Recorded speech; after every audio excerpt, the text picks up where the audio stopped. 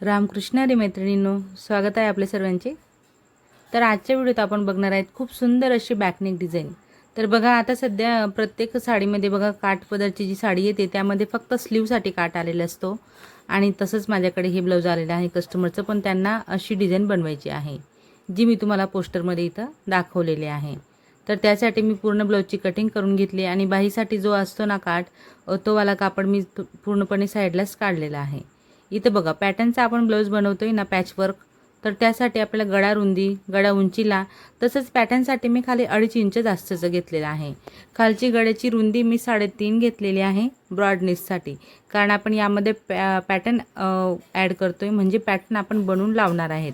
काठ जे आहेत ना साडीचे, त्यामध्ये खूप सुंदर असं अगदी छोट्याशा काठापासून आपण एकदम छान असं पॅटर्न इथं बनवून घेणार आहेत। तर पॅटर्न बनवताना आपल्याला म्हणजे भरपूर असा काठ नसतो, एकदम काटकसरीने आपल्याला काठ इथं मिळत असतो, कारण स्लीव पण आपल्याला त्यामध्ये बनवायचे असतात। तर म्हणून मी इथं तुम्हाला खूप सुंदर अशी ट्रिक देणार आहे, ज्या मदतीने तुम्हाला एकदम छोट्याशा काठात तुम्ही हे पॅचवर्क बनवू शकता। आणि काठावर आपल्याला हे पॅच कसं अटॅच करायचं आहे हे देखील तुम्हाला आजच्या ह्या व्हिडिओत बघायला मिळणार आहे। व्हिडिओ खूप महत्त्वपूर्ण आहे, पूर्ण शेवटपर्यंत बघा, तेव्हाच तुम्हाला इथं कळणार आहे। तर बघा, अशा पद्धतीने मी हा जो कॅनव्हास आहे ना, तो बाहेरील बाजू कट करून घेते। गळा पसरायला नको म्हणून वरच्या बाजूला असं त्याला आपण अटॅच राहू देणार आहेत। आता हे छोटंसं पॅटर्न निघालेलं आहे, तर हे जे पॅटर्न आहे हेच आपण काठावर तयार करणार आहेत।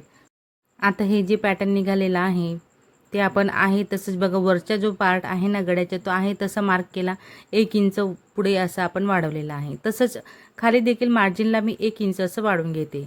बघा, जो पार्ट आपला मार्जिनमध्ये जाणार आहे तो आपल्याला 1 इंचाने वाढवायचा आहे। तो जो पॅटर्न निघालेला आहे तो आपला वेस्टेज असणार आहे, त्यावरून आपण हा दुसरा पॅटर्न इथं तयार केलेला आहे। तर बघा, अशा पद्धतीने तुम्हाला देखील पॅटर्न तयार करायचे आहेत।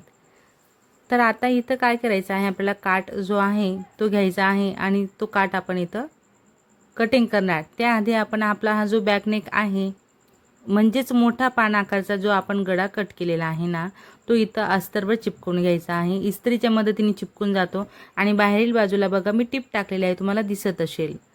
कॅनव्हासचा एकदम काठावरून टिप टाकून घ्यायची अस्तरवर असतानाच, आणि मग नंतर मेन कापडवर ठेवत आपण इथं आधी खालची बाजू टिप टाकणार एकदम सरळ अशी, आणि मग नंतर गळ्यावर टिप देत याला पलटवून एकदम छान असा फिनिशिंगमध्ये आपला हा पान आकारचा गळा आपण इथं तयार करून घेणार आहेत। तर बघा, जसं आपण आकार दिलेला असतो ना एकदम सुंदर असा, त्याच आकारावर आपल्याला टिप टाकता यायला हवी। एकदम हळूवारपणे तुम्ही प्रयत्न करू शकता। आणि हा जो पॉईंट आहे पान आकारचा, त्या पॉईंटच्या जागेवर सुई आतमध्ये ठेवायची आणि मग दाब वर करत तेव्हा आपल्याला पॉईंट मिळत असतो। तर पॉईंट केव्हा पण असेच घ्यायचे असतात आपल्याला। आता हा आपला जो आहे तो आतील वेस्टेज कापड आपण कट करणार आणि पॉईंटच्या आकारावर, म्हणजे जो पॉईंट आहे ना आपला पान आकाराचा, तिथं आपण कट लावणार आहेत। तसंच राऊंड शेपवर आपण कट लावणार आहेत। हे गळे आपल्याला जर का फिनिशिंगमध्ये करायचे आहेत, एकदम प्रॉपर फिनिशिंग तुम्हाला हवी असेल, तर तुम्ही इथं राऊंड शेपला पण कट लावा। अशी व्यवस्थित छोटे छोटे कट लावायचे, शिलाई कट नको व्हायला याची तुम्ही स्वतः काळजी घ्या। आणि मग आपल्याला हा कापड जो आहे तो पूर्णपणे असा पलटवून घ्यायचा आहे। पलटवून झाल्यानंतर तुम्ही इथं हाताच्या मदतीने प्रेस करू शकता, तसंच प्रेस देखील तुम्ही यावर फिरू शकता व्यवस्थित अशी। आणि मी इथं दाबटीप टाकून घेते, तुम्ही देखील दाबटीप असं टाकू शकता। दाबटीप टाकून झाल्यानंतर आपण पूर्णपणे अस्तर आणि मेन कापड स्टिच करणार, एक्स्ट्राचा कापड कट करत एकदम छान असं फिनिशिंगमध्ये आपण हे जे बॅक नेक आहे ते इथं तयार करून घेतोय।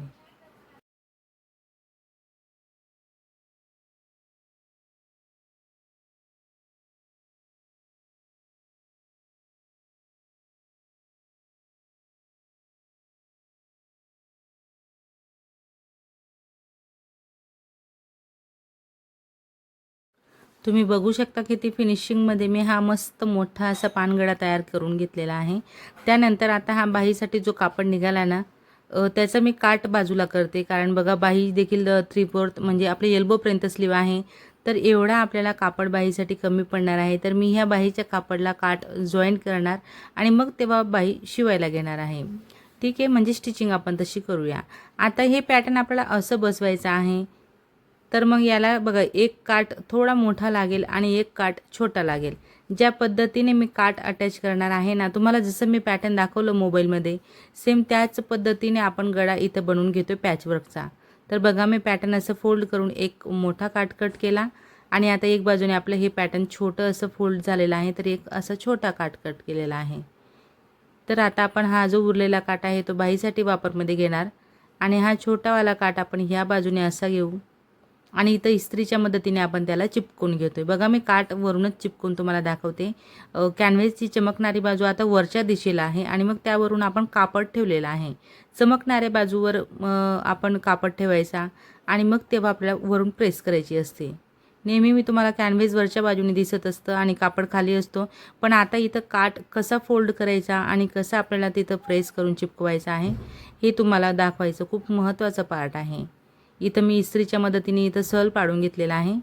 त्यानंतर आपण याला मशीनवर जसं फोल्ड केलेलं आहे तसंच टिप टाकून घेणार आणि आता आपण एक्स्ट्राचा जो काही कापड आहे तो कट करत याला एक वेगळा अस्तर घेणार, कारण हे पॅच आपण बनवून घेतोय. आता हा जो गळा आहे तो आपण पॅचवर्कमध्ये बघतोय, तर हे पॅच आपण अस्तरवर ठेवत याला फक्त आतील बाजूला टिप टाकतोय. जो आकार आहे ना गळ्याच्या, म्हणजे पंचकोनी टाईप आपला हा जो आहे तो आकार येतो. इथं पंचकोनी गळा आपला वरचा होणार आहे. बाहेरील जो आपण गळा तयार केला तो पान आकाराचा होता आणि हा आतील गळा पंचकोनी तयार होते. म्हणजे बघा एकाच ब्लाऊजमध्ये दोन आपण वेगवेगळ्या आकाराचे गळे इथं तयार करून घेतोय. तर हा पॅच असा आपल्याला पलटवून घ्यायचा आहे आणि अगदी काठावरून टिप टाकत आता बाहेरील बाजू देखील आपण अस्तर आणि मेन कापड असं स्टिच करून घेणार. बघू शकता किती सुंदर असा पॅच आपल्या इथं तयार झालेला आहे. आता आपल्याला काय करायचं आहे, याची घडी घालायची अशी आणि सेंटरला पॉईंट लावायचा आहे. एकदम परफेक्ट अशी डिझाईन जर का तुम्हाला हवी असेल, जशी आपल्याला पोस्टरमध्ये बघायला मिळते तशी, तर तुम्हाला ह्या सर्व गोष्टी व्यवस्थित लक्षपूर्वक करायच्या आहेत. बघा बॅकनेकला देखील मी सेंटरला पॉईंट लावला आणि पॅचवर्कवर आपण हे असं ठेवलेलं आहे. आता हा जो वेस्टेज पॅच निघालेला होता तो आपल्याला इथं ठेवायचा आहे आणि बघायचं आपल्याला किती पसरवायचं आहे कापड.